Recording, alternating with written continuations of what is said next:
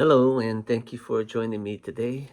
So what I've got to do today is I want to change this O-ring here on this backwash valve piston. This is a Pentair part number 263055.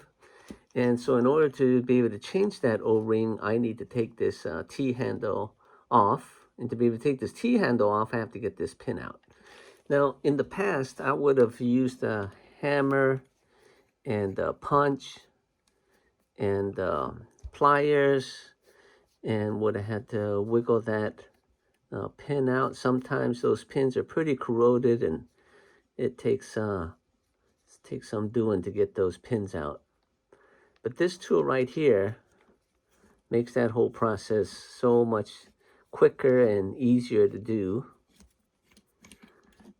And just like that, take this pin out, get this handle off, and then be able to get to this O-ring, lubricate it, and then put it all back together. The lubricant we want to use is this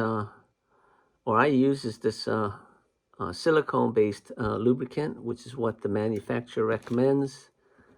And this is a little sticker that comes with that. Again, ensure O-rings are clean. We use only silicone lubricants. And so this is the one we want to use, not the blue one. The blue one's going to make that O-ring puff up, and we'll be changing it again. But this tool right here, this pin removal tool, is going to make that whole process so much easier. It's made with an aluminum body and with an anodized aluminum finish.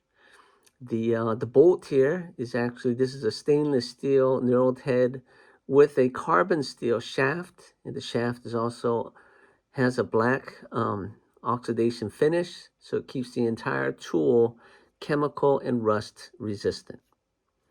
So that really helps to make the job quick and easy.